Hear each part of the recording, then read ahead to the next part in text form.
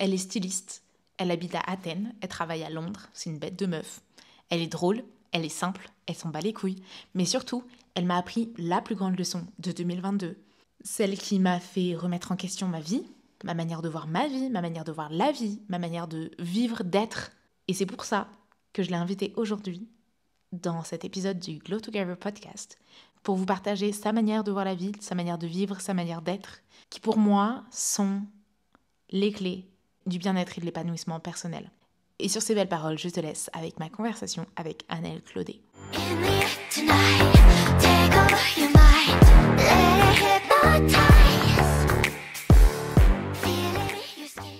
Ok, bah écoute, est-ce que tu veux commencer d'abord par te présenter un petit peu parce que moi je te suis bien, mais c'est peut-être pas le cas de tout le monde. Ok, je m'appelle Anaëlle, j'ai 28 ans, j'habite actuellement à Athènes, j'ai passé ces 10 dernières années entre Brighton et Londres, j'ai pas mal bougé. Je fais du styling, je dis pas que je suis styliste parce que je me sens pas définie par mon activité professionnelle. Donc je fais du stylisme, j'ai également ma chaîne YouTube, j'ai Insta, voilà, je sais pas trop quoi te dire d'autre. Ok, ok. J'aimerais bien revenir un peu sur ton parcours quand même parce que voilà, tu te dis pas styliste et tu te définis pas par ton taf. D'ailleurs, j'ai envie d'en parler parce que tu m'apprends plein de choses par la vie que tu as décidé de mener. Mais est-ce que tu as suivi des études de stylisme, j'imagine peut-être? Comment tu t'es fait une place un peu là-dedans parce que ça paraît hyper fermé et tout? Est-ce que tu peux nous parler de ça un peu? Ouais, alors j'ai eu mon bac très difficilement, c'est-à-dire que ma mère m'a foutue en école privée parce que j'étais vraiment super mauvaise élève, genre je détestais l'école. Elle m'a mis en internat dans une école genre hyper stricte et tout, donc j'ai eu mon bac littéraire. Et après ça, je savais absolument pas quoi faire. Et à 18 ans, on me demande de choisir genre un pass de carrière professionnelle alors que tu sais même pas tu vois combien de métiers il y a, tu vois, c'est en mode est-ce que tu veux travailler dans le droit, est-ce que je veux travailler machin, et tu sais absolument rien. Donc j'étais là genre bon, je vais faire LEA parce que c'est dans les langues. Donc j'ai fait 1 an de LEA. Et au bout de, ouais, enfin même pas 1 an parce qu'en fait au bout de, ouais, peut-être 6 mois, j'étais là en mode genre de un, je me fais chier, j'ai envie d'autre chose, je sais pas. Et j'ai fini par partir en Angleterre parce que j'ai décroché un job en Floride. J'ai décroché un job en Floride et je devais commencer en janvier. Donc, c'était pour Disneyland. Tu sais, ils ont un restaurant français, Bocuse. Ouais. Et du coup, j'ai obtenu un job là-bas. Donc, je me suis dit, tu sais quoi, je me suis dit, ni LEA, ni que Rouen, ni que la Normandie, ni que la France. Je pars en Floride. Et du coup, je devais commencer mon contrat dans 6 mois. Et je me suis dit, tu sais quoi, en attendant, je vais partir à Brighton, en Angleterre. Donc, ma sœur était déjà partie là-bas quand elle avait 18 ans, mon frère également. Et du coup, c'était un petit peu genre la ville où si je devais aller quelque part, je me suis dit, bon, ce sera toujours Brighton, quoi. Et du coup, je suis partie là-bas. J'ai commencé à travailler à Subway. J'ai été sandwich artist. Et j'ai fait ça pendant 1 an et demi. Et ensuite, ah oui, parce que du coup, en fait, entre-temps, j'ai dit non au job en Floride parce que j'ai rencontré un gars et que je suis tombée folle amoureuse. Donc, du coup, j'ai continué ma folle carrière au Subway. Et au bout d'1 an et demi, je ne sais absolument pas pourquoi ou comment, j'ai postulé pour un job à American Express pour manager des comptes clients et j'ai été prise alors que moi et les maths, ça fait 500 000 voilà, encore une fois, je ne sais pas trop comment ça s'est fait. Donc ensuite, j'ai fait 1 an à American Express et après ça, donc le mec avec qui j'étais, il s'appelle Alejandro. Il voulait changer un petit peu de setting. Lui, il était graphic designer. En fait, à Brighton, vu que c'est un petit peu c'est un peu en mode village, tu vois. C'est pas village, mais c'est en mode une toute petite ville. Et t'as pas beaucoup, beaucoup d'opportunités. Donc, du coup, il était là, pourquoi on tenterait pas Londres et tout. Et j'étais là, bon, pourquoi pas. Et à ce moment-là, ma mère a décidé d'arrêter de me parler parce qu'elle n'approuvait pas le fait que je n'ai pas fait d'études. Et je me suis dit, c'est quoi, à faire d'une pierre deux coups. Je vais partir à Londres et je vais reprendre des études. Et du coup, j'ai commencé un petit peu à regarder ce qu'il y avait, etc. Et là, je suis tombée sur un truc dans la mode où tu n'étais pas censé designer. Donc, c'était un truc dans la mode où tu dessinais pas parce que je me suis toujours dit, bon, si tu veux travailler dans la mode, il faut être designer, tu vois. Et du coup, j'ai lu un petit peu la description du truc. C'était du stylisme et j'étais là, genre, waouh, genre, point pour point, c'est exactement ce que j'adore faire. Genre, waouh, genre pour moi, quoi.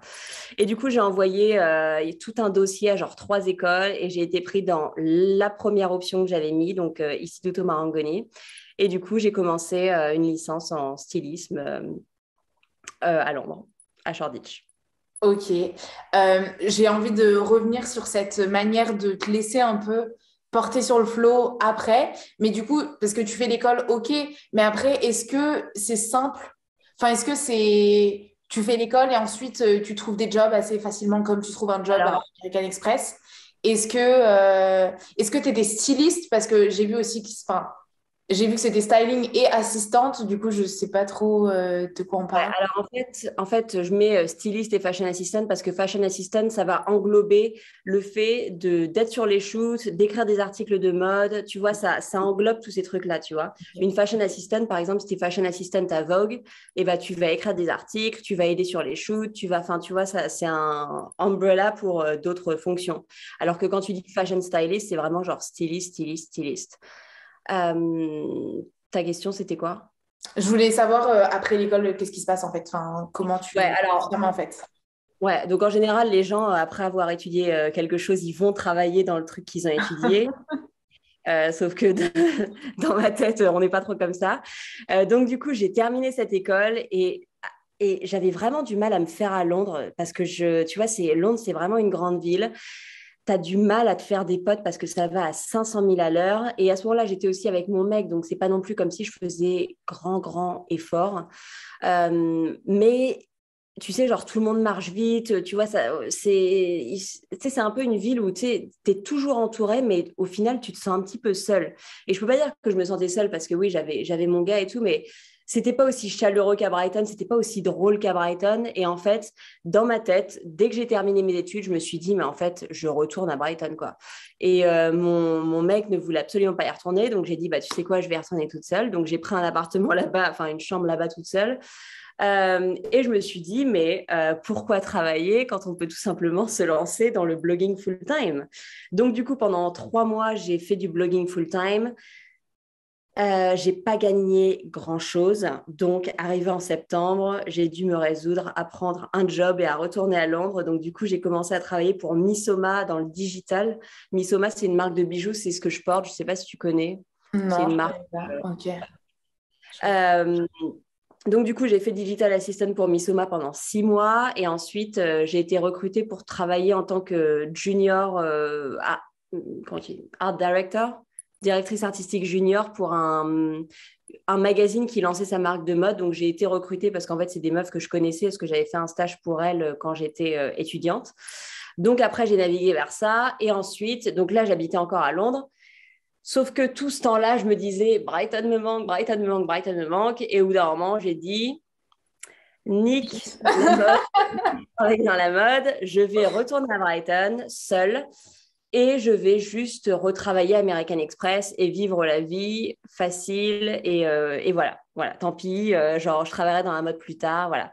Donc je suis rentrée à Brighton et puis j'ai travaillé American Express pour un temps. Et ensuite je suis repartie à Londres et j'ai travaillé pour une agence de talent. Et puis après, en fait j'ai un petit peu navigué selon mes envies, puis selon mes besoins financiers, puis selon mes crushs hommes, puis selon mes mais ça a vraiment, genre, j'ai vraiment passé les dernières années, bon, pas ces 2 dernières années, mais avant, genre, j'ai l'impression presque toute ma vingtaine à être en mode, genre, est-ce que je vis dans une grande ville et je me serre un petit peu la ceinture sans potes, etc., pour travailler dans la mode, ou alors est-ce que je vais vers un mode de vie qui est un petit peu plus simple, où tu vois, genre, oui, je fais un taf qui ne me correspond pas vraiment, mais au moins, j'ai mes potes avec moi, je suis à la mer, et tu vois, genre, et j'ai vraiment eu du mal à me faire une raison et à me dire, bon, en fait, j'arrivais pas à concilier les deux dans ma tête, quoi. Mhm. Et un moment, je suis repartie à Londres. Ben, c'était après la pandémie. Après la pandémie, je suis repartie à Londres et là, j'ai bougé dans un quartier que j'ai adoré, que j'ai adoré, adoré, adoré. J'ai commencé à bosser un petit peu par hasard dans un studio et alors là, j'ai revu des potes de l'université avec qui je parlais absolument pas et on est devenus super, super potes. J'adorais mon quartier, j'adorais mon taf. Et de là, en fait, ouais, c'est là que est née vraiment l'étincelle avec Londres. Mais avant, je l'avais pas, quoi. Ok. Du coup, enfin, si je comprends bien, finalement, t'avances ou t'avançais, je sais pas si ça a changé, un peu j'en ai marre, je change, je suis attirée par un truc, j'y vais, enfin, c'est ça, non? Ouais, en fait, ma mère déteste ça et mon entourage déteste ça. Et je sais que je suis une énorme girouette, mais j'arrive juste pas à faire autrement. Genre, j'arrive pas. Tu vois, si mon cœur me dit un truc et si j'ai une idée plantée dans ma tête, j'arrive juste pas à me dire rationalité, ne fais pas ça, c'est pas responsable. Tu vois, c'est juste en mode, dans la tête, c'est toujours genre, et pourquoi pas, et pourquoi pas, et pourquoi pas. Et en fait, au bout d'un moment, j'ai arrêté de me justifier auprès de mes proches et ils se sont habitués à ça parce que j'en avais juste marre en fait de devoir donner une raison. Surtout, c'est ma mère et ma sœur, c'est des Sagittaires, elles sont hyper rationnelles, elles sont hyper, tu sais, carrière. Il faut, tu vois, ma sœur est toujours là, genre oui, il faut que tu manages tes finances, il faut qu'un tiers aille dans ton loyer, il faut qu'un autre tiers machin. Et moi, je suis là en mode genre je ne suis pas comme ça du tout, genre je ne suis absolument pas comme ça. Donc ouais, c'était plus du et pourquoi pas, et pourquoi ce serait pas possible, et pourquoi ce serait pas possible, que du bon, ça, enfin c'est ouais, c'est ma façon de vivre, je Ok, dirais. j'adore. J'adore. Ça m'inspire beaucoup. Enfin, moi, je l'ai pris un peu comme du je m'en foutisme, tu vois, un peu Ouais, du on s'en fout, genre let's go. Enfin, tu vois, c'est un peu comme ça que je le vois. Et ouais, pour te dire, là, je suis en pleine un plein changement dans ma vie, dans mon être en fait, de qui je suis. J'étais à la base une grosse control freak. Genre, j'avais besoin de tout contrôler. Si ça allait pas, je me torturais l'esprit avec, etc. Et en fait, j'ai une amie qui m'est très chère, mais toi aussi. Enfin, elle me l'a dit et toi, je l'ai vu. En mode, vous êtes. Genre, tu sais quoi, c'est pas grave. Tu vois? Et ça, c'est quelque chose que j'arrêtais pas de me répéter, mais que j'appliquais pas, tu vois. Et je l'ai ouais. vraiment. Enfin, de te voir agir comme ça, c'est hyper inspirant. Genre, sache-le, vraiment. Et est-ce que maintenant, parce que je vois maintenant que tu es entre Londres et Athènes, parce qu'avant, tu étais que à Londres. Après, tu es allé à Athènes et j'ai vu que tu étais maintenant dans les deux. Est-ce que tu as trouvé un équilibre ou est-ce que, encore une fois, enfin, genre juste là, tu es là, mais à tout moment, tu pars à l'autre bout du monde. Enfin, comment tu le sens? Non, en fait, là, je t'avoue que le mix Londres-Athènes, c'est le truc qui me convient le plus. Depuis le début de ma vie, c'est en mode, genre là, j'ai vraiment le mix parfait de Londres, où j'ai du taf, où je peux faire du fric, où la vie va à 100 000 à l'heure, où j'ai tous mes potes et j'adore la vibe. Et à côté de ça, j'ai Athènes, où déjà, c'est tellement pas cher. Donc, c'est même plus trop cher de voyager parce que, tu sais, avec Ryanair, machin, j'ai un super appartement pour très peu. J'ai le soleil, je vis avec un super gars, bon, c'est pas mon mec, mais c'est mon ami. On a un chien, enfin, tu vois, c'est vraiment genre le mix parfait du dolce farniente et career girl, c'est girl boss, tu vois. Et c'est juste génial, c'est vraiment genre la balance qui me fallait et j'en suis trop contente, quoi, vraiment. Et professionnellement parlant, maintenant, tu fais quoi?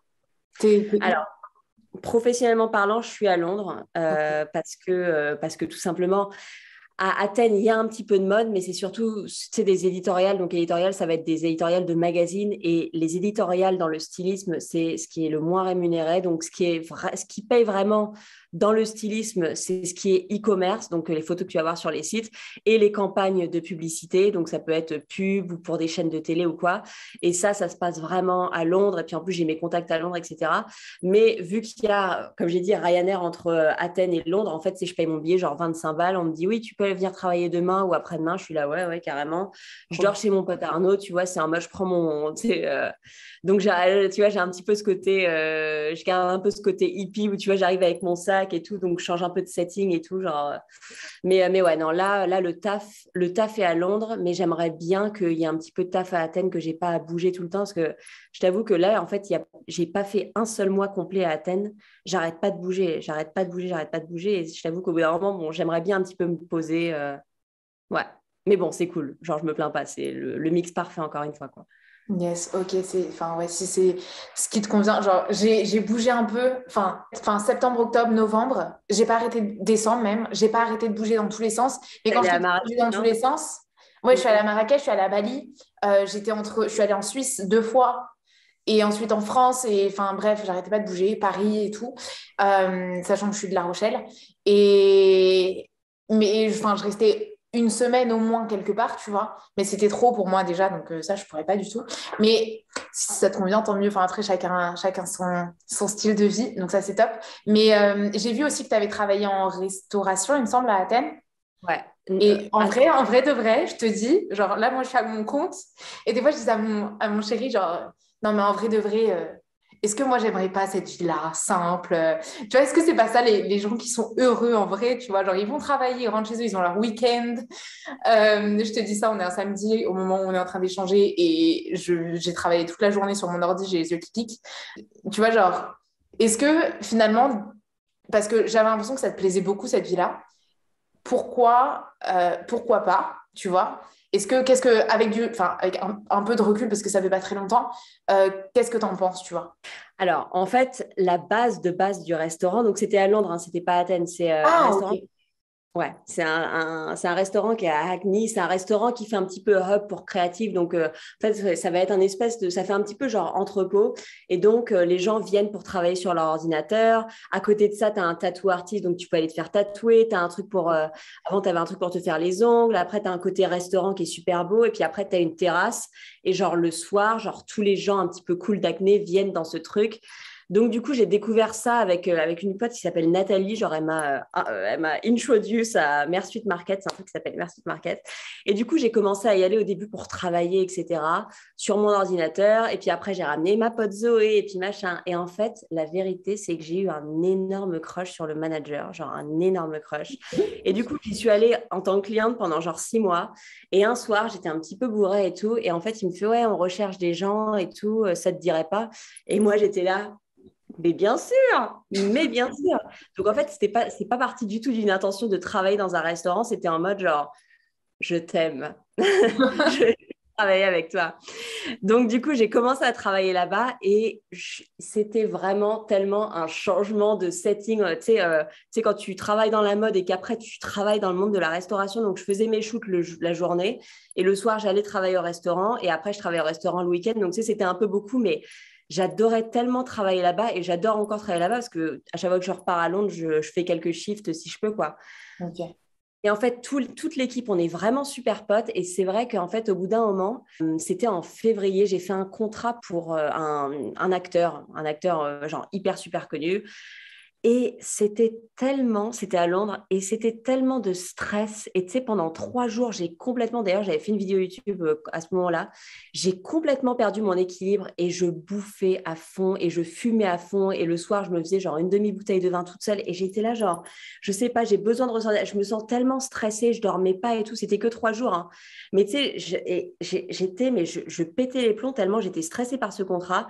Et à la fin de ça, genre à la fin des 3 jours, je me suis dit, nique le styling, plus jamais je me mets through this. Genre, plus jamais de ma vie.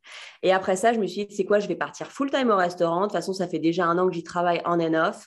Donc, du coup, je vais juste faire ça. On va simplifier la vie. Et du coup, pendant genre, 3-4 mois, j'ai travaillé seulement au restaurant. Et donc, je faisais, 30-35 heures. Tu sais, tu connais les clients, tu connais les gens avec qui tu travailles, tu rentres chez toi, exactement, tu vois, tu rentres chez toi, Et puis, tu sais, après, ce qui m'a beaucoup plu dans cette vie, c'est que vraiment, enfin, je sais pas comment tu perçois les choses, mais moi, j'ai l'impression que de notre génération, on est tellement peut-être un peu connecté. Et puis, tu sais, avec le rise du développement personnel, on est tellement peut-être un peu trop dans notre tête. Ce qui fait qu'on n'a plus ce truc où on va vraiment aller vers l'autre, ou vraiment, vraiment à 100% partager avec quelqu'un. Et ce que j'ai carrément aimé quand j'ai travaillé à Mersuite, c'est que tu revois les mêmes gens tous les jours et tu leur parles, tu vois, il y a un échange de voix. Et tu vois, au fur et à mesure, tu construis un petit peu des liens et tu sais, tu demandes des nouvelles. Et alors, comment ça s'est passé? Si il y avait un client qui venait et qui me racontait l'histoire de sa famille, que sa fille, c'était une adolescente. Et puis, tu sais, à chaque fois, il me demandait un petit peu des conseils et tout. Mais tu sais, c'est des trucs. Ou alors, il y en avait un qui travaillait dans la music production. Il me racontait un petit peu ses histoires. Et en fait, tu partages. Et ça, j'ai vraiment repris ce truc où en mode, genre, ouais, tu connectes vraiment avec les gens. Et c'est ça qui m'a vraiment, vraiment plu dans ce taf, quoi. Que ce soit avec mes collègues ou avec les clients, tu vois, il y avait ce truc où, tu sais, c'était un petit peu à la Friends, tu sais, genre, tu sais, quand ils se retrouvent tous dans son haut, il y a le canapé, etc. Et ça faisait vraiment, vraiment ça, quoi. Donc, c'est ça qui m'a vraiment plu et surtout contrasté avec le milieu de la mode où, tu sais, c'est très... j'adore les gens avec qui je travaille, hein, mais tu sais, ça peut être très... silence. Ok, qui comprendra, comprendra. Voilà. Alors, pourquoi tu y es retournée finalement? Pourquoi t'es retournée dans la mode et t'as lâché ou enfin, tu travailles moins dans le restaurant? Alors, je suis retournée dans la mode parce qu'on m'a proposé de travailler sur le styling de Jessie J. avec sa styliste qui s'appelle Madeleine Boden. Et du coup, j'ai commencé à travailler avec elle et tout. Et quand je te dis que j'ai repris goût au styling, genre tous les jours, j'appelais ma mère et je lui disais, mais en fait, mais attends, mais je suis faite pour ça, mais je suis faite pour ça. Et après, genre, les contrats se sont enchaînés. J'ai travaillé pour Channel 4. Comment ça s'appelle en France? Mariage à tout prix. Ok. Ouais, voilà, mais la version anglaise, donc j'ai travaillé sur ça. Et ensuite, j'ai travaillé, enfin, les projets se sont vraiment enchaînés et que des trucs genre super méga excitants. Et après, j'ai même travaillé pour des marques françaises qui sont venues shooter à Londres, qui m'ont contacté directement, etc. Et j'étais là en mode genre, mais j'adore. Et en fait, plus tu prends aussi de l'expérience, plus tu fais du fric aussi. Donc, tu sais, il y avait ce truc où j'étais là genre, ah ouais, genre, ouais, il y a aussi tellement de fric à se faire dans cette industrie. Et en fait, tu te sens tellement confortable dans le. Enfin, tu sais, c'était. En fait, j'étais vraiment restée sur une mauvaise expérience, mais en fait, chaque expérience est tellement différente. Mais ouais, c'était vraiment le contrat avec Jessie J qui m'a fait remonter à bord, dirons-nous. DS, ok. Est-ce que maintenant, peut-être que tu sélectionnes quand même davantage tes contrats pour pas retomber dans Alors, la même chose ou tu peux pas le savoir à l'avance? non, franchement, genre, maintenant, je sais avec qui travailler, je sais avec qui absolument pas travailler. Et maintenant, j'hésite absolument pas. C'est pas en mode à faire ma bitch, mais c'est en mode à dire ce que je veux et à dire ce que je veux pas parce que les gens, ils hésitent tellement pas à te marcher dessus. C'est un truc de ouf. Que ce soit dans le travail, dans la vie. Enfin, tu sais, si t'es pas en mode, tu vois, à être un petit peu exigeante avec, tu sais, avoir des boundaries, tu vois, avoir tes limites, Mm. tu sais, les gens, c'est trop facilement, ils te marchent dessus, quoi. Donc j'ai appris à faire ça aussi. Yes, ok. J'ai envie de revenir maintenant sur. Tu as parlé un peu de solitude, tu as parlé d'amitié, etc. Dans la mode, je pense que. Enfin, en tout cas, je connais pas, mais genre, moi, je suis pas du tout une modeuse, je suis tout le temps en tenue de sport. Mais j'ai l'impression que c'est un peu superficiel, dans un premier temps au moins. Tu vois, enfin, dans les relations, je te parle. Ou du Ouais. moins, enfin, en tout cas, j'ai l'impression que c'est moins facile de créer des vraies relations. Peut-être que j'ai tort, tu vois, mais comment, en tant qu'adulte, sachant que tu bouges, tu es allé à Brighton, à Londres, à Athènes, etc., comment tu crées tes relations? Comment ça se passe pour toi? Est-ce que tu crées pas, est-ce que tu es plutôt solitaire? Comment tu gères ça? Alors, ça va vraiment dépendre des projets parce que, tu vois, soit par exemple, quand je travaille à Paris, je travaille avec des énormes équipes et on est plusieurs stylistes ou fashion assistants sur le coup. Donc là, je vais plus créer, enfin, je sais pas. En fait, il y a des environnements où tu arrives, et surtout en France, quand je travaille en France, parce que les gens ici, je vais être vulgaire. Les gens ici, j'ai l'impression qu'ils ont tendance à fermer leur gueule, tu vois. J'ai l'impression qu'ils ont tendance, tu sais, à venir en petit col roulé, en petit machin. Et le but, c'est de faire son travail et d'absolument pas te déranger, d'absolument pas froisser, d'absolument pas machin. Et moi, en fait, surtout quand je travaille à Paris ou à Londres, tu vois. Mais moi, tu vois, j'arrive. C'est pas que je suis en mode grande gueule ou quoi, mais c'est en mode déjà dans ma manière de m'habiller. Je vais souvent montrer mon ventre, j'ai un piercing au nombril, je vais souvent être en pantalon en cuir, etc. Donc déjà, je pense que tu me vois arriver, tu dis, OK. Et ensuite, sur un shoot, le truc sur un shoot, c'est que ce qui est hyper important, c'est l'ambiance, tu vois. Si on n'est pas dans une bonne ambiance et si les gens rigolent pas un minimum ensemble, la mannequin, elle va se trouver coincée, tu vois, elle va être en mode genre, elle va pas être à l'aise, elle va pas bien poser, tu vois, c'est toujours mieux quand tu fais rire un peu, quand machin. Le photographe, pareil, enfin, avoir une ambiance de merde sur un shoot, ça va être du mauvais taf, tu vois. Et moi, je suis vraiment en mode genre, je vais habiller ma mannequin, je vais rire avec elle, tu vois. Et il y a des endroits où tu shootes et il y a des environnements où il y a des pays où ça, c'est pas trop, tu vois, tu as l'impression que travail est égal souffrance, tu vois. Genre, non, il faut avoir l'air de souffrir quand tu travailles, tu vois. À Londres, ils sont un petit peu moins comme ça, mais à Londres, les gens, la personnalité, ça va être plus genre, tu leur parles, ils vont être hyper friendly, etc. Genre, oh my God, how are you? Blabla. Sauf qu'en fait, il y a une espèce de glass wall en face d'eux, et en fait, tu n'arriveras jamais vraiment à pénétrer dans le truc. Mais ça, en fait, faut juste apprendre à vivre avec ça parce que c'est la vie et que les gens sont comme ça. Et j'ai rarement réussi à vraiment connecter enfin, ouais, à me faire vraiment des amis dans le monde de la mode, ouais, clairement. Je crois que Yes. j'ai jamais même réussi à me faire une amie dans le monde de la mode. Yes, ça me parle totalement. Moi, parce que moi, j'habitais en Italie avant. Ouais. Et ce que je disais, c'est les Italiens, et je pense que c'est la même chose peut-être du coup à Londres que t'exprimes. Les Italiens, c'est des pêches. Genre, tu croques dedans, direct, c'est hyper juteux, etc. Wow, I love you, big hug et tout, tu vois. Ouais. Sauf qu'après, tu as le noyau et tu n'arrives pas à manger ce putain de noyau, Ah tu ouais. vois. Ah, Et c'est les marrant, Français, je c'est des pensais. noix de coco, tu vois. Les Français, Ok. c'est direct, il n'y a pas. Mais par contre, si tu arrives, Ouais. après, tu as Oui, du tu vois. C'est ça c'est mon. vrai. C'est comme ça que je l'exprime. Ah non, mais c'est carrément vrai, c'est carrément vrai. Parce que c'est ouais, c'est vrai que je connais beaucoup de Français où tu sais, ils sont, tu vois, de l'extérieur, ils sont secs et tu te dis, oh putain, elle m'aime pas, elle m'aime pas, il m'aime pas. Bon, je vais aller voir ailleurs si j'y suis. Et puis au final, c'est vrai qu'au bout d'un moment, tu sais, tu sais, t'arrives un peu à. Et c'est vrai qu'à l'intérieur, ils sont. C'est vrai, c'est des noix de coco, t'as raison, ouais. Mais italien, j'aurais pas pensé, tu vois. Italien, j'aurais pensé à des gens qui sont hyper chaleureux, qui sont hyper Oui, au premier familles, abord, c'est ça. Au premier abord et tout, super. et pas quand tu Mais creuses un peu. après, c'est plus difficile de. Enfin, en tout cas, ou alors c'est moi peut-être qui sais pas parce que je suis une noix de coco, tu vois, je suis française. Mais du coup, enfin, je sais jamais trop si c'est vrai, si c'est pas vrai, si tu vois. Ouais. Tu m'as Après, pas l'air j'ai très des amis italiens quand même, mais ils sont pas énormément, tu vois. Que je puisse ouais, dire vrais amis, tu vois. ouais. Oui, tu m'as pas l'air très noix de coco. Ouais, c'est vrai. Je suis pas. Mais c'est vrai que, tu sais, genre, à Bali, on me disait, tu peux pas être française, tu souris beaucoup trop pour une française. Ouais. Mais ouais, je suis entre les deux, quoi, on va dire. Mais du coup, c'est qui tes amis Enfin, c'est c'est hyper chelou de dire ça comme ça. Je sais pas. Non, mais du coup, comment, genre, quand toi, quand tu vas dans des nouveaux pays, Ouais, ouais. sachant que c'est compliqué de se faire des nouveaux amis dans le monde de la mode, au travail, tu vois. Comment tu fais en dehors de ça, du coup, pour créer des liens, pour te créer une vie sociale et tout, tu vois? Ouais, mais toi, t'as dit, je suis arrivée en Suisse Ouais, je viens d'arriver en Suisse et moi, je et... travaille de chez moi. Donc, Ouais, bah, tu vois, genre, tes conseils sont à prendre. ouais, ouais. Alors, c'est intéressant comme sujet parce qu'en fait, en Angleterre, en Angleterre, j'ai vraiment deux super potes. J'ai Natalia que j'ai rencontrée au Subway. Elle avait commencé le même jour que moi. C'est une Polonaise. On est complètement différentes. Elle est super religieuse. Elle est super genre dans l'art religieux. Elle est super genre comme ça. Elle n'a pas le facteur c'est pas grave, je m'en fous, on s'en bat les couilles du tout, hein. C'est vraiment le contraire, mais on s'entend super bien. Je l'adore. Et à côté de ça, j'ai Arnaud qui était mon team leader à American Express. Et quand je travaillais là-bas, on pouvait absolument pas se saquer. Il m'a balancé des trucs à la gueule dès le début. C'est un petit peu une petite bitch.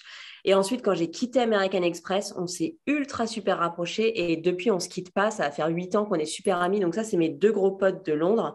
Et Ok. c'est vrai qu'à côté de ça, il y a des gens qui sont venus, partis, venus, partis. Et en fait, moi, j'ai cette tendance à être avec enfin, tu vois, à rencontrer une fille, ça va être la super grosse passion pendant peut-être un an. Et en fait, au bout d'un moment, la personne devient un petit peu toxique pour moi, pour des raisons X ou Y. Et je vais avoir tendance à couper les ponts. Et ça a été comme ça avec toutes mes super amies, mes amies filles. Depuis que je suis adolescente, je suis hyper amie avec quelqu'un pendant un an et je vais couper les ponts parce que c'est des personnes ouais, qui deviennent un petit peu toxiques pour moi. Je ne saurais pas trop comment l'expliquer. Et du coup, voilà, j'ai ces deux piliers en Angleterre, Arnaud et Natalia. Mais c'est vrai qu'en Angleterre, j'avais vraiment du mal à me faire des nouveaux amis. J'avais vraiment du mal à me faire des vrais nouveaux amis. Donc, tu sais, tu as des connaissances. Tu vois, par exemple, la mère Suite, voilà, je suis toujours entourée, toujours, toujours. Mais ce n'est pas des gens que je pourrais appeler. Il n'y a personne à part Arnaud et Natalia que je pourrais appeler genre, oh, tu vois, genre, c'est pas des gens avec qui je me sens confortable à 150 000 % comme avec eux, quoi. Et quand je suis arrivée à Athènes, c'est ça qui a complètement changé. Je me suis mis dans un groupe qui s'appelle Foreign Girls in Athens. Et du coup, il y a un jour une meuf qui s'appelle Laura qui dit, donc ça faisait une semaine que j'étais là, qui dit oui, il y a un concert à tel endroit, machin et tout. Et puis du coup, je la contacte et je dis, ah bah, je veux bien venir avec toi. Tu vois, je me suis dit, vas-y, lance-toi dans l'arène. Du coup, on a formé un petit groupe sur Messenger et donc on était 5 filles à y aller. Et du coup, on s'est rejoints là-bas. Et quand je te dis que le truc s'est fait, mais sous une seconde, c'est vraiment genre, on s'est rencontrés ce soir-là, on est parti dans un club, machin et tout, on a carrément rigolé. Et de ce jour-là, toutes les 5, on a un groupe WhatsApp. Et on se parle tous les jours, on se voit genre 2, 3 fois par semaine et je me sens tellement bien avec ces filles, genre tellement bien. Et c'est marrant parce que j'ai l'impression que les gens en fait, le truc, c'est qu'à Athènes, il n'y a pas cette situation du travail où, tu sais, les gens, tu sais, ils sont dans la hamster wheel, etc. Genre, ça n'existe pas là-bas. Tu sais, la situation économique, elle est vraiment différente. Ce qui fait que, en fait, les priorités là-bas, c'est friends, family. Et ensuite, travail. Mais c'est le travail, il vient vraiment après tout ça. Mais du coup, Friends and Family et les relations humaines, c'est vraiment ça qui va être la priorité en Grèce. Et même les expats, ils adoptent ce mood-là. Et ce qui fait qu'en fait, ouais, quand tu connectes avec quelqu'un, c'est une vraie connexion, c'est des réelles conversations. La personne va, tu vois, va te faire te sentir écouté, tu te sens écouté. Alors qu'à Londres, tu vas parler avec quelqu'un, il va regarder derrière toi 500 000 fois, tu vois.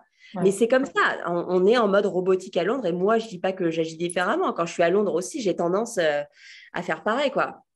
Et Mm. c'est marrant parce que même Arnaud, il m'a envoyé un message la semaine dernière et il m'a dit genre, c'est marrant, mais ça fait 8 ans qu'on est potes et j'ai l'impression qu'on n'a jamais été autant connectés. Et je lui ai dit, mais c'est normal parce que enfin, tu vois. Et c'est tellement important, les relations sociales, et on met pas, tu vois, un point d'honneur assez important sur les relations sociales. Et j'essaie vraiment de faire en sorte que Friends and Family, ce soit genre toujours au-dessus de tous les autres domaines de ma vie, quoi. Mais ça dépend du pays, j'ai l'impression. Où t'es. Yes, ça me parle tellement. Je m'en suis rendu compte aussi depuis cet été. Quand j'étais en Italie, j'avais, donc, comme je t'ai dit, j'avais quelques amis. Et le reste, en fait, le problème que j'ai eu, c'est que je suis arrivée en Italie, j'ai rencontré mon mec. Et après, du coup, ses potes sont devenus mes potes. Mais c'est pas des, tu vois, genre, c'est ses potes d'abord, tu vois. Et Ouais, moi, j'ai besoin de mes amis à moi. Donc, je m'en suis pareil. fait quelques-uns, mais pas énormément. Et du coup, en fait, en plus, j'étais dans un petit village et tout. Enfin, j'étais dans le nord, dans les Dolomites, dans la montagne. C'était top, mais j'étais un peu isolée, tu vois. Après, donc, cet été, donc, je suis rentrée en France. J'ai travaillé dans le restaurant de ma pote et j'ai kiffé les gens et tout. J'ai vraiment kiffé. Après, j'ai voyagé. Pareil, en fait, je me suis rendu compte que dans mes voyages, ce que j'ai vraiment kiffé, c'est les gens. Et en fait, je me Ouais. suis dit, genre, mon année, tu sais, genre, tout le monde met un thème sur son année, tu vois, genre, Oui, flow, oui. simple, whatever, tu vois. Et moi, c'est people, genre, c'est les gens. Ah ouais, j'adore. Ouais, Genre, j'adore ça. je m'en suis vraiment rendu compte. Ce qui Ouais. compte, c'est les gens. Si t'es toute seule dans ton délire, Ouais. ça sert à rien, tu vois. Ouais. Oui, sur le même sujet, l'autre fois, je regardais un TED Talk et je pense que ça a parlé à beaucoup de gens et à toi, tu vois, enfin, c'est sur le sujet, quoi. En gros, il y a une étude qui a été faite par une étude qui a été faite par des rechercheurs. Ça se dit, ça, Les rechercheurs? chercheurs.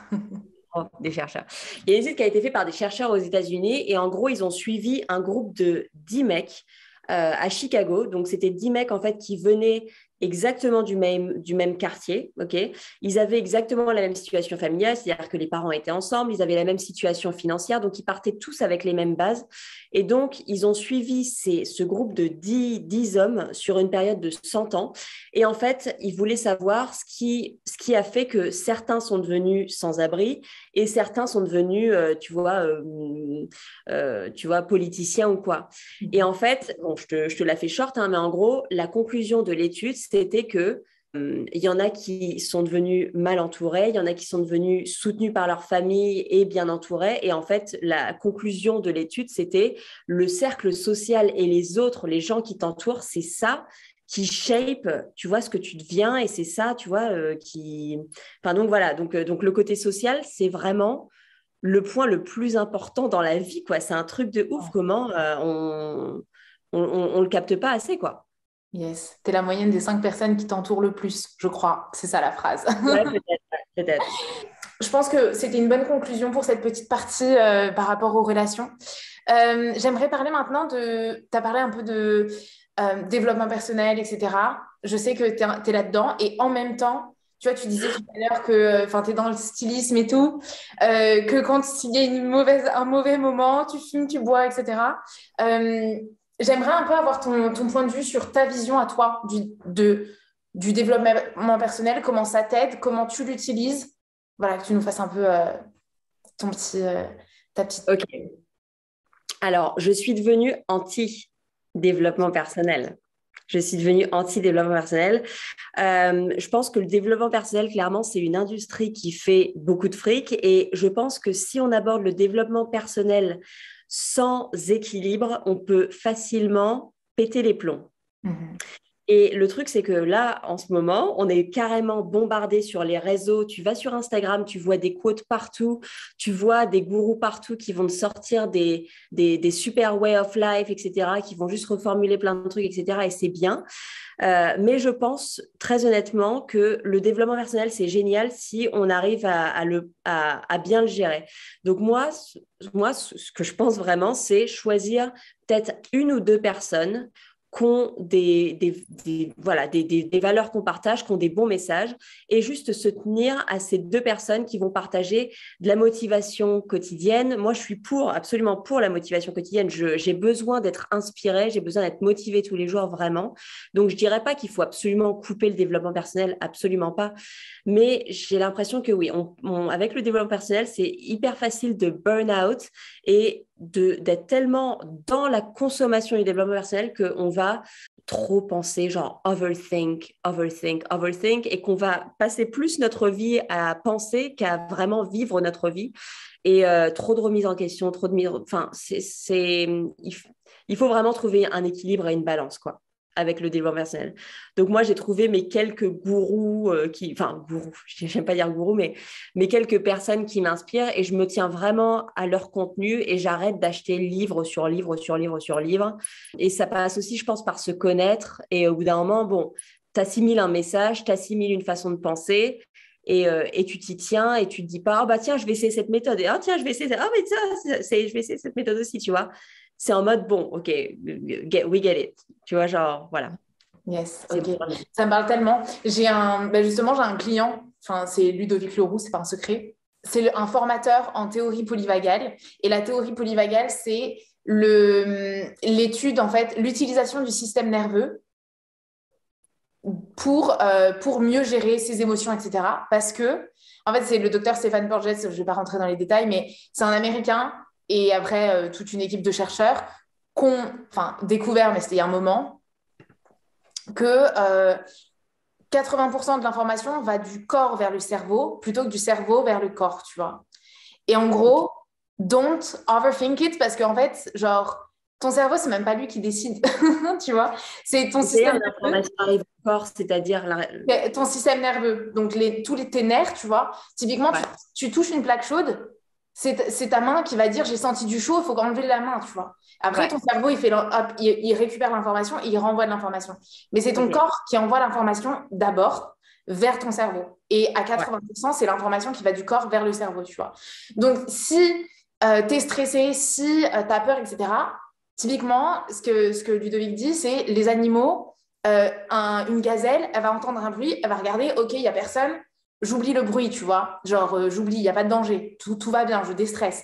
Nous, on va se dire, attends, dans 3 jours, j'ai un truc à faire qui me stresse de ouf. Pendant 3 jours, je vais stresser, tu vois.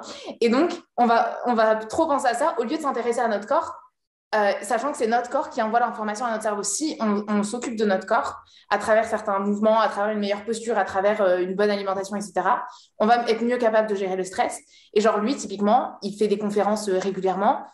Et ben, il stresse 2 minutes avant de la conférence. Si tu lui parles le matin, tu lui dis, t'es pas stressé? Non, moi, je mange ma chocolatine. J'ai pas de raison d'être stressée, tu vois.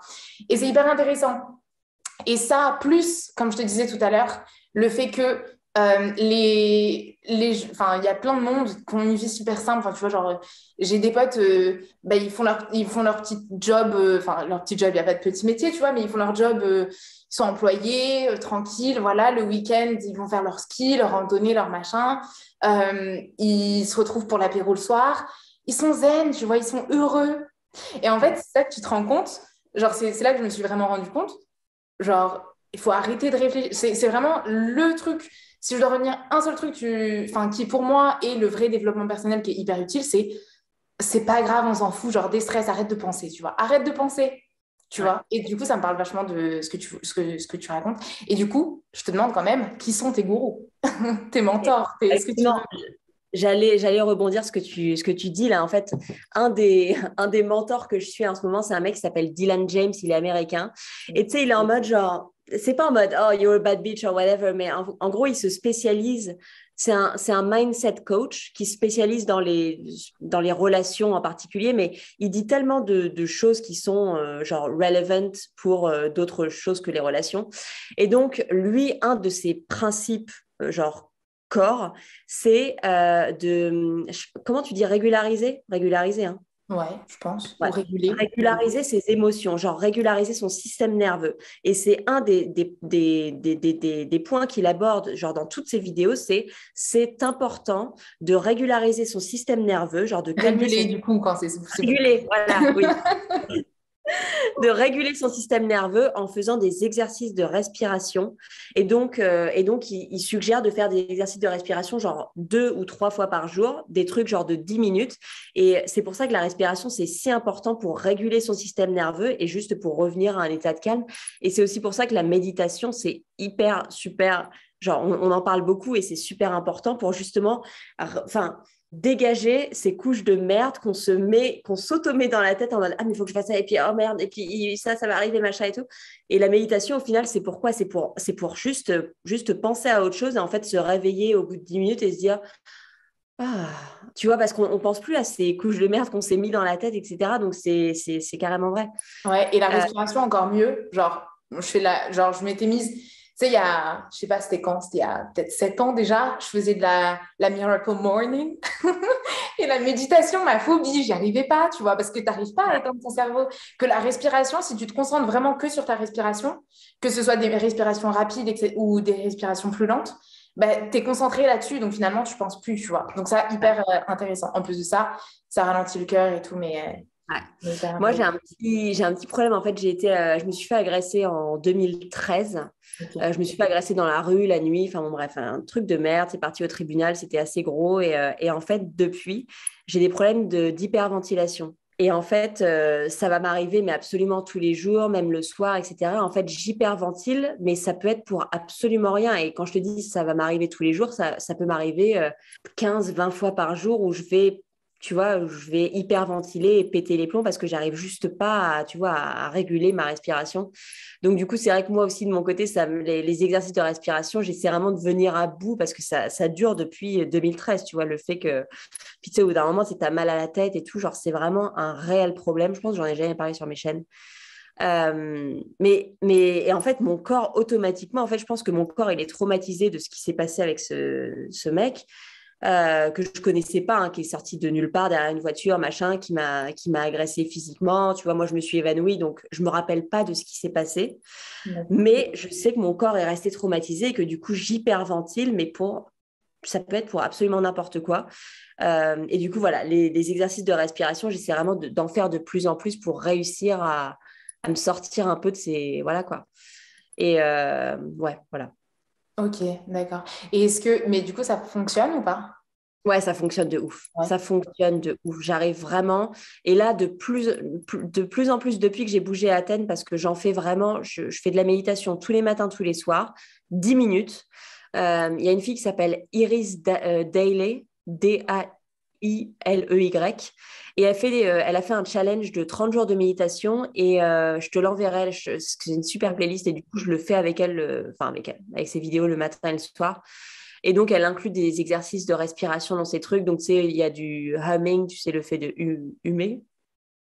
Ouais. Je sais pas. Et Sorry, genre, we are international. non, tu sais, genre, c'est Ah oui, humer. ouais, ok. Voilà.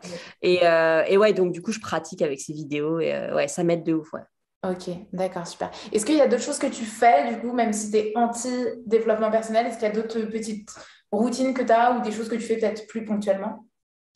Alors, un truc qui est un petit peu normal, enfin, parce que j'ai un truc que je fais qui est un petit peu fucked up, j'écris beaucoup. Genre, j'écris beaucoup. Tout, tout, tout. J'écris tout. Genre, il y a toujours un moment dans ma matinée où il faut que je passe, mais je te dis, je passe peut-être 1 heure tous les matins à écrire. Ok. J'ai mon diary sur mon ordinateur, donc j'écris sur mon ordinateur. Mais à côté de ça, tu vois, par exemple, je vais prendre mon cahier et je vais écrire tous les mots qui me font vibrer, mais ça peut être différent tous les jours, hein. C'est des mots qui me font vibrer, donc ça peut être, je sais pas, voyage, cassette, mon père, je sais pas, genre vase, tu vois, n'importe quoi. Et donc, je crée un espèce de word cloud de mots qui me font vibrer. Et je sais pas pourquoi j'ai commencé à faire ça, je sais même pas d'où ça sort. Mais ouais, donc voilà, c'est une petite pratique que je fais tous les matins. Et aussi un truc qui est un petit peu, genre, carrément moins normal, mais personnellement, ça m'aide et je le partage parce que peut-être qu'il y a beaucoup de gens qui le font et ils se sentent fous, mais en fait, faut pas, ou peut-être qu'il faut et on est tous fous. Je me parle à moi-même. Genre, littéralement, je me parle, mais au début, c'était en mode devant une glace ou quoi, mais des fois, en fait, et d'ailleurs, j'en parlais avec ma psy parce qu'elle m'a dit, vous avez un côté adolescent et vous avez un côté adulte et il faut faire ressortir ce côté adulte. Et je suis là, genre, oui, ok. Et du coup, quand je me parle, des fois, je suis en mode, je sais pas, j'ai l'impression que je me responsabilise en mode, ok, non, Anaëlle, non, on va pas commencer à penser comme ça, on va machin, tu vois, genre, tu vois, comme si j'étais mon propre coach. Et d'ailleurs, il y a une influenceuse qui s'appelle Serena Kerrigan, qui s'appelle The Queen of Confidence sur les réseaux. Genre, Ok. elle est genre solaire, cette meuf. C'est un truc de ouf. Comment il faut que tout le monde la suive. Bref, elle s'inspire un petit peu de Sex and the City. Genre, c'est vraiment genre la bad bitch de New York et tout, mais c'est vraiment elle travaillait à Refinery 29 avant. Genre, c'est vraiment genre une girl boss. Et donc, elle parle beaucoup dans ses podcasts de se parler à soi-même dans la glace, comme si tu étais ta propre meilleure amie, etc. Et je pense que c'est vraiment un truc qui aide de ouf mental. Donc, c'est un autre truc que je fais aussi pour me Ok. empower. Yes, mais si t'es folle, on est tous fous. Enfin, ou en tout cas, je suis folle aussi, parce que, c'est quelque chose que, en fait, quand j'étais petite, je me parlais à toute seule, mais moi, j'ai jamais joué aux poupées, tu vois. Jamais joué aux Ok, poupées, jamais joué aux Barbie. C'est-à-dire que je parlais toute seule, pas avec mes poupées. Je me parlais à moi-même dans ma chambre, tu vois. ok. Et je me souviens, j'entendais les adultes qui se foutaient de ma gueule dans Ouais, le salon, tu vois. Et du coup, j'ai pas arrêté, mais j'ai arrêté de le faire quand je savais que j'étais entendue, tu vois. ouais. Quand je pensais que je pouvais être entendue. Mais maintenant, je peux le faire. Genre, si je sais que je suis toute seule dans la rue, je me parle à moi-même, tu vois. Je me fais Ah mes bah, petits speeches et tout, carrément. Je me dis des fois, waouh, je pourrais carrément faire des petits réels. Tu sais, comme justement, tu as les quotes, tu as les réels avec des petites phrases motivation et tout. Je me dis, mais enfin, tu sais, ça vient tout seul. Et genre, je suis en mode waouh, tu vois. Comme si, je me coach aussi, tu vois. Et je me demandais, ouais. est-ce qu'il y a. Parce que par exemple, pour l'écriture, je sais que j'ai des phases où j'aime beaucoup écrire. Et des fois, c'est peut-être quand je vais bien, enfin, je sais pas. Mais est-ce que tu te forces des fois à faire des choses, que ce soit la méditation, l'écriture, la respiration et tout? Est-ce que tu te forces ou est-ce que c'est vraiment des trucs que t'aimes tout le temps faire, que tu. Enfin, tu vois, genre. Tu vois ce que je veux dire? La méditation et les exercices de respiration, ouais, je me force de ouf. Je me Ok. force de ouf. Après, il y a des trucs qui maintenant sont devenus un petit peu essentiels parce que là, par exemple, je suis à un moment où j'ai envie d'avancer un petit peu dans ma carrière solo, entre guillemets, et du coup, j'ai envie d'entreprendre, genre, j'ai 2 gros projets que j'ai carrément envie d'entreprendre. Donc, du coup, là, j'ai commencé, genre, une espèce de nouvelle pratique, OK, où je me prends en vidéo en train de me dire, OK, donc, ça, c'est tes buts. Et du coup, tous les jours, tu dois faire ci, ça. Et du coup, là, ça fait quelques jours que je me rejoue la vidéo tous les jours. Et je m'auto-force vraiment à m'écouter et à faire les choses que je suis en train de dire. Et des fois, je m'entends dire des trucs dans la vidéo et je me dis, putain, j'ai pas envie de faire ça. Genre vraiment, et si je le faisais juste pas, tu vois? Et je dois vraiment littéralement me forcer d'une heure à l'autre à faire un truc. Et ça, c'est parce que je m'auto-engueule via vidéo, tu vois ce que je veux dire? Et, Ah, euh, et ouais, donc ça joue un petit peu comme ça. Donc c'est un petit peu pareil que la respiration, la méditation, c'est des trucs que je sais que sont bien pour moi et qu'il faut que je les fasse pour avancer. Mais ouais, je me force à les faire pour aller bien, quoi. Mais par contre, le writing, le fait d'écrire, non, j'en ai vraiment besoin. J'en ai besoin, sinon j'ai l'impression que sinon, tu sais, c'est comme si tu devais parler à ta meilleure pote tous les jours et que si un jour tu lui parles pas, tu te sens bizarre, quoi. Tu sais, t'as besoin de lui dire des trucs et tu te dis, ouais, mais du coup, demain, je vais devoir lui dire le double de trucs si je lui dis pas maintenant. Tu vois. C'est un peu bizarre, mais ouais. yes, ok. Et est-ce que, justement, ça me fait penser, enfin, avec tout ton taf, etc., est-ce que des fois, moi, ça se trouve, tu rencontres pas du tout ce problème. Moi, des fois, c'est vraiment un problème que je rencontre.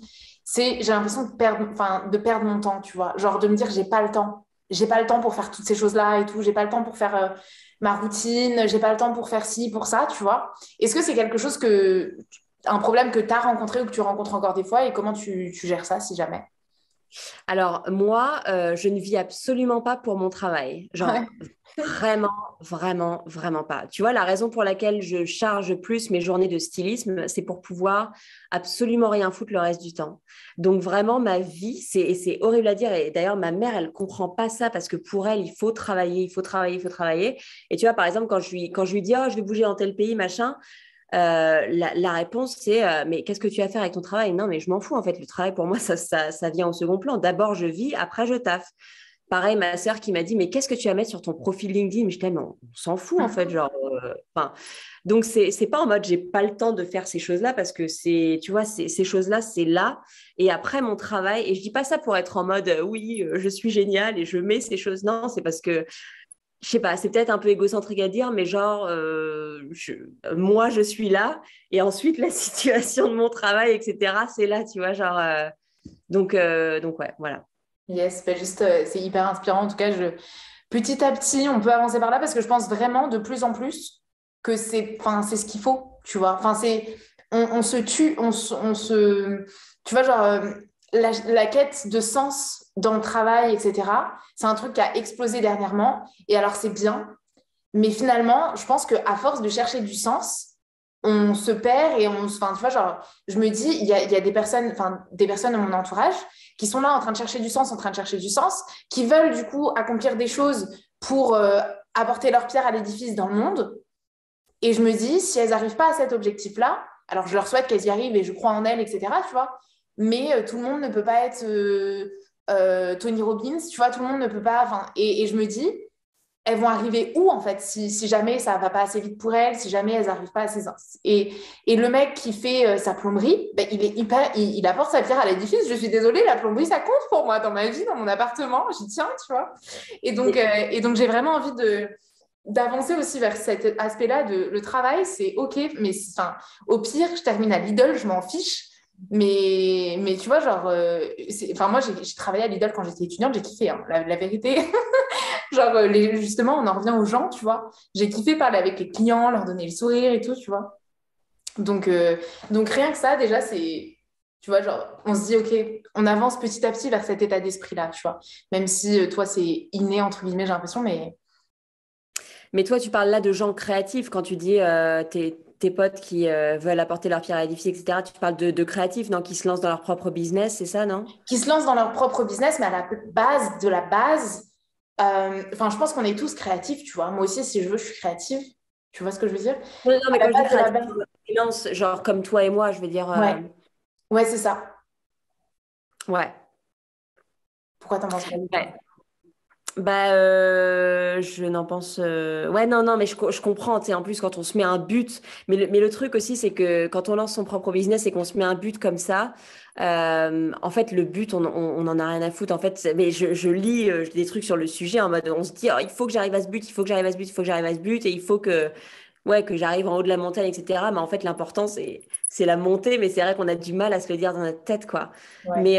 Mais oui, après, moi, je suis comme toi. Tu sais, moi, je me dis oui, à tout moment, ça me dérangerait pas du tout de retravailler full-time au restaurant ou de faire caissière, genre absolument pas. Genre franchement, je sais que j'en tirerais beaucoup, tu vois, genre ça, oui, ça me plomberait pas. Mais à côté de ça, j'ai ce besoin, tu vois, genre tu sais, quand t'as 12 ans, t'as des rêves, etc. Et j'ai besoin de me prouver à moi-même que je peux faire les choses que j'ai dit que je ferais. Et je sais que personnellement, je ne vais pas le faire de la manière traditionnelle en travaillant à fond, etc. Tu vois, genre en faisant la masse de stage, en étant employé pendant 1 an dans cette compagnie. Puis après, tu vois, les monter step by step. Je sais que je vais prendre le shortcut et que je vais, voilà, quoi, je vais faire ça de façon peut-être un peu immorale, peut-être. Mais c'est vrai que, ouais, quand tu décides de faire un job qui est pas, tu sais, être employé par quelqu'un, même si tu te dis, ouais, je pourrais faire ce taf, être employé par quelqu'un, tu as toujours ce truc où tu te dis, mais en fait, c'est en moi le fait de, je dois en fait accomplir ça pour moi-même. Donc, donc ouais, c'est difficile en fait. Ouais, moi j'ai C'est trop peur qu'en fait, ces personnes-là, enfin, qui se fixent un gros objectif, mais tu vois, mais déjà dans leur quotidien, aujourd'hui, je les vois un peu en déprime, tu vois, de régulièrement en mode ah, genre À fond. j'avance pas assez vite, j'en suis pas là où je veux, etc. Tu vois, que ce soit financièrement ou quoi, ou dans leur objectif de statut, d'aide dans le monde ou de ce genre de choses, tu vois. Et je me dis, mais si dans 5 ans, ils n'ont pas avancé suffisamment vite, est-ce que c'est pas la dépression, tu vois? Et c'est là Ouais, que je me dis, en fait, la recherche de sens et ce qui se passe maintenant, tu vois, comme, enfin, ça c'est mon opinion et peut-être que je vais me faire taper sur les doigts, mais euh, toutes les personnes qui sont devenues profs de yoga ou qui sont devenues coach parce que en fait, elles avaient besoin d'aide elles-mêmes, donc elles s'aident elles-mêmes, tant mieux, tu vois, mais est-ce que ça va te permettre de vivre ensuite de ça correctement et de vraiment kiffer ta vie, tu vois? Est-ce qu'après, c'est pas une... on replonge pas, tu vois? C'est ça qui me... Je sais pas pourquoi j'en suis arrivée là, mais voilà. attends, non, mais c'est marrant. En fait, je pensais que tu allais dire que les personnes qui étaient devenues genre coach ou prof de yoga, c'est parce qu'elles ont dû s'aider elles-mêmes après avoir été dans cette industrie qui a été peut-être un peu, ou peut-être qu'elles n'ont pas réussi tu vois, tu vois, par exemple, j'ai un chat à côté de moi. Par exemple, tu te rappelles du magazine Bi? Ouais. Ouais. Et bah, tu sais que l'éditeur in chief, l'éditeur en Ouais. chef, qui était une femme, en fait, elle a fait un énorme burn-out après que Bee ait fermé. Ok. D'ailleurs, j'étais dévastée quand Bee s'est arrêté. Je ne sais pas pour toi, et moi, ça a été une étape dans la vie horrible. Et en fait, elle est devenue professeure de yoga parce qu'elle a fait un énorme, genre, ouais, un énorme espèce de burn-out et elle s'est dit, genre, maintenant, je veux être dans le bien-être et je veux aider les gens qui, justement, tu vois, se sont un petit peu, genre, brûlés les ailes en essayant, en étant, en étant dans la, tu sais, dans la rat race, tu vois, dans la hamster wheel. Et du coup, c'est ça, je pensais que c'était ça que tu allais dire. Mais c'est le cas. Je pense que c'est le cas. Ils font ça. Mais au final, là, il y a une grosse... Enfin, j'ai le sentiment qu'il y a une grosse masse et que du coup, tout le monde, c'est... En fait, oui, peut-être que tu as fait un burn-out et peut-être que du coup, tu as eu besoin d'aide et donc tu t'es tourné vers ça et tu t'es aidé toi-même, etc. Mais est-ce que ce qui te correspond vraiment, parce que ça m'étonnerait que enfin, toutes ces personnes qui se sont tournées vers le yoga ou vers le coaching, ben, d'ailleurs, c'est ce qui se passe finalement. Là, tous les coachs qui sont devenus coachs, il y en a très peu qui vivent de leur entreprise, qui ont des clients, etc. Tu vois. Et c'est là que je me dis, toutes ces personnes pour qui ça ne fonctionnera pas ou que ça ne fonctionne pas, etc., malheureusement, qu'est-ce qui va se passer, tu vois, Ouais, ouais, je comprends. dans leur bien-être, tu vois. Ouais, je comprends ton Mais c'est pour ça que raisonnement. je pense que c'est un changement de mindset de se dire que, enfin, viens, on s'en fout. L'important, Ouais. c'est pas, justement, voilà, c'est ça. L'important, c'est pas ton métier. Enfin, genre, c'est pas le plus important dans ta vie, tu vois. Ouais, de ouf. Ah, mais de ouf, carrément, carrément, carrément, carrément. Et du coup, c'est pour ça que, voilà, je refais la boucle est bouclée. Et du coup, je rebondis un petit peu sur ça. Ouais. Genre, j'ai lu un article la semaine dernière et en fait, ça disait que les gens de notre génération, en fait, de notre génération, il y a de plus en plus de gens qui ne veulent plus passer par des longues études pour faire des jobs qui sont chiants. Parce que maintenant, il y a tellement de, tu vois, maintenant, tu sais, tu boomes un peu sur les réseaux sociaux, tu te fais plus de fric que la meuf qui a étudié la psychologie pendant 10 ans et qui est dans un bureau en campagne, tu vois, à avoir des patients et à se faire chier dans sa life, quoi. Enfin, ça se trouve, elle se fait pas chier, mais tu vois ce que je veux dire? Et du coup, je lisais un article sur, ouais, sur le fait que, tu vois, les gens n'avaient plus envie d'étudier longtemps et de travailler dur. euh, parce que tout simplement, genre, ils en avaient juste plus l'envie, tu vois. Et genre, ça va être un gros problème, je pense, de notre génération parce qu'il y aura plus autant ouais, de gens qui ont fait des longues études, etc., tu vois. Ouais, Donc carrément. donc les gens commencent déjà à en avoir un peu marre, tu vois, genre, et surtout la génération après nous, parce que nous encore, on a vécu genre 10 ans sans réseaux sociaux, etc., genre 15 ans. Mais t'imagines la génération enfin, d'après nous, du coup, tu sais, ils sont toujours sur TikTok et tu vois, ouais, je suis devenue machin tu vois, en publiant ci, ça, tu vois. Genre, je sais pas comment ça va évoluer, quoi. Ouais. Et d'ailleurs, je me suis dit ce matin, genre, je sais pas comment j'en suis venue. Bah, justement, j'ai écrit, tu vois, et j'en suis venue là. C'est qu'en fait, j'ai réalisé, tu sais, des fois, je me crois trop plus intelligente que ma mère, je sais plus la vie qu'elle et tout, tu vois. Et en fait, j'ai réalisé que nos parents, nos grands-parents et tout, ils sont tellement sages et plus sages, enfin, genre, et tellement, genre, je sais plus, j'ai entendu ah ouais, c'est un homme qui est devenu femme. J'ai entendu ça hier. Et il l'a dit à son père. sa mère est décédée et il l'a dit à son père qui, lui, a genre 80 balais, 90 balais, j'en sais rien. Et son père lui a fait une lettre en mode ok, genre je m'en fiche, genre je t'aime, tu vois. Genre, et le mec, enfin, tu vois, c'est un papy. Alors, on s'attend pas, enfin, souvent on se dit, on s'attend pas à ça. Et là, je me suis rendu compte que souvent, enfin, genre, nos parents, nos grands-parents, etc., sont, alors, c'est pas dans tous les cas, tu vois, mais sont hyper sages aussi parce que ben, ils ont connu l'effort, ils ont connu, genre, le fait de pouvoir s'adapter aux autres, de, tu vois. Alors que nous, c'est quoi, j'en ai marre de toi, je te dégage, tu vois, je te dégage, j'en ai marre de ça, je le dégage, tu vois, genre, on est trop, genre. Ouais, je suis d'accord. Et, et je trouve ça dommage. Ouais, c'est ça, genre, je me suis juste rendu compte que. Et même moi, là, enfin, je te gâche pas, dans ma relation, ça fait presque 3 ans qu'on est ensemble. Des fois, je me dis, waouh, toute ma vie. Ouais. Toute ma vie. Tu sais, genre, je l'aime et tout, mais genre, toute ma vie, quoi. Va Ouais. falloir faire des efforts, on se dispute, et puis il faut se réconcilier, et puis tu vois. Mais c'est ça aussi qui apporte, je pense, de la sagesse et des. Enfin, tu vois, genre. Ouais. Enfin, pas forcément d'être en couple, tu vois, mais que ce soit dans sa relation, dans son travail et tout ça, de faire des efforts, de persévérer, tu vois, genre, voilà. Parce qu'ils ont connu les efforts, tu vois, le fait de devoir faire des efforts et machin. Et il y avait aussi beaucoup moins de stimulation de dopamine, tu vois. Genre, nous, on doit être stimulé de tous les côtés. Il y a le téléphone, il y a l'alcool, il y a la drogue, il y a, tu vois, genre, il y a, tu vois, c'est en mode bim, bim, bim, bim, bim, bim, bim, bim, bim, tu vois. On a limite du mal à se concentrer. Genre, enfin, tu vois, c'est beaucoup plus rare d'avoir une vie un peu genre. Ouais, où tu vois, je suis plombier, je vais travailler en tant que plombier tous les jours, je rentre chez moi, je suis avec ma femme avec qui je suis depuis 20 ans, genre, bon, ça arrive très très peu, tu vois. Donc c'est aussi ça qui joue sur la génération d'avant. Et c'est vrai que oui, peut-être, tu vois, nos parents, ils étaient dans une relation et ça faisait 3 ans et jamais ils se seraient dit toute ma vie. Bah non, parce que c'était normal. Enfin, c'est clair que. C'est clair que c'est vraiment un changement à 150 000 quoi. De la génération de nos parents, de nos grands-parents à nous, c'est clair que c'est différent, quoi.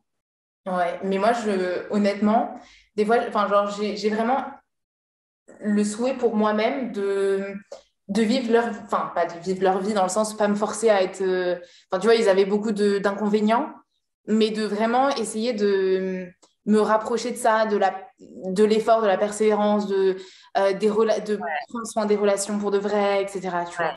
Et et ça rejoint ce qu'on disait tout à l'heure avec, tu vois, les amis, la famille, etc. C'est aussi de la persévérance. Genre, par exemple, la famille, clairement, t'es né dans cette famille. T'es pas là parce que t'es meilleur pote avec ton père, et meilleur pote avec tes frères et sœurs, etc. Et il y a beaucoup d'engueulades et machin. Et en fait, il y a beaucoup de moments où tu pourrais dire, mais j'ai pas, en fait, à endurer ça. J'ai pas à être, je veux dire, Nick, quoi. Tu vois, moi, là, j'ai eu une altercation avec mon frère et je me suis dit, genre, mais vas-y, je lui parle plus, quoi.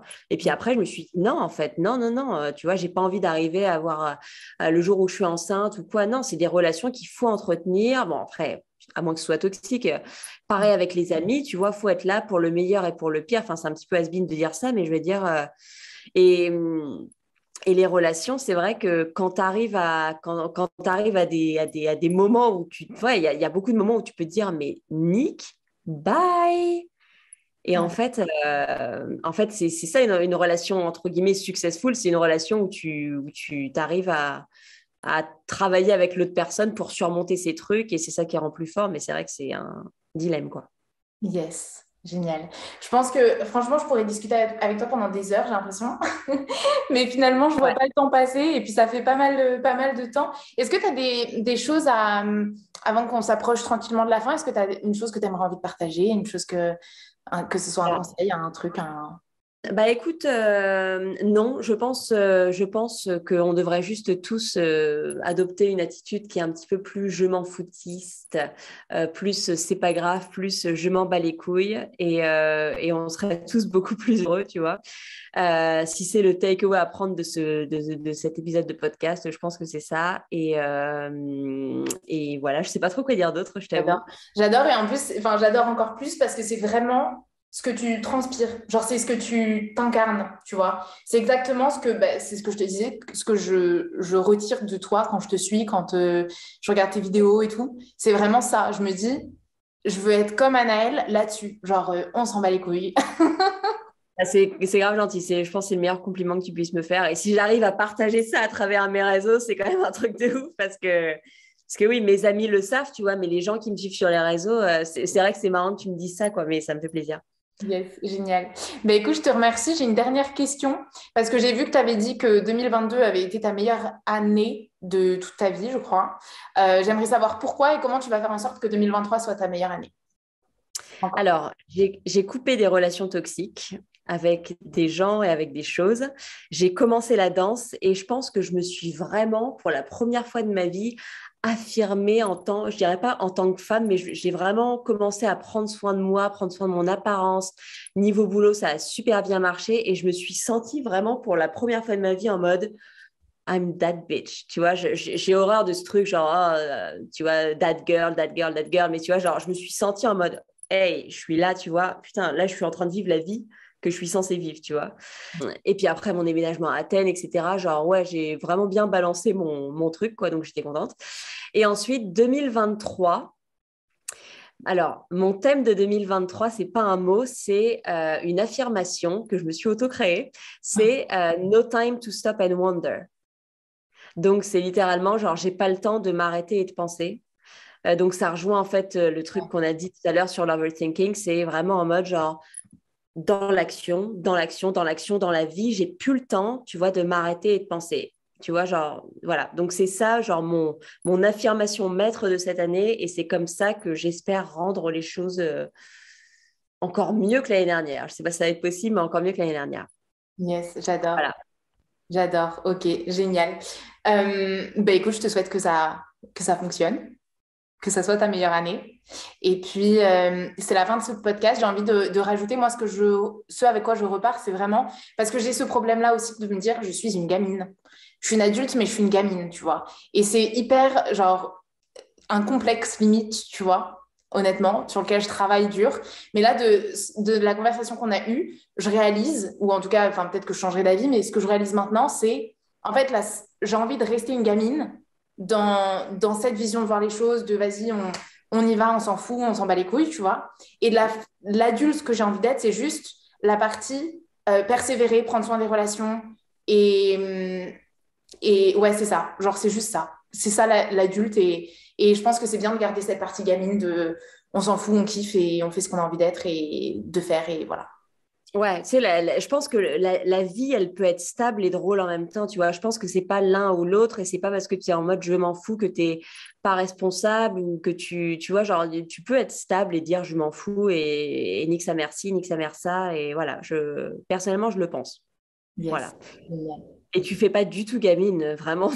Moi, j'ai l'impression d'avoir une femme en face de moi. Tu fais absolument pas gamine, vraiment. Mais enfin, ça dépend des. Enfin, tu vois, je peux, franchement, honnêtement, je peux être une vraie gamine. Ça dépend de la situation et de. Voilà.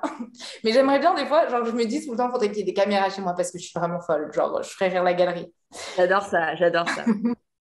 Génial. Mais écoute, je te remercie. C'est la fin de cet épisode.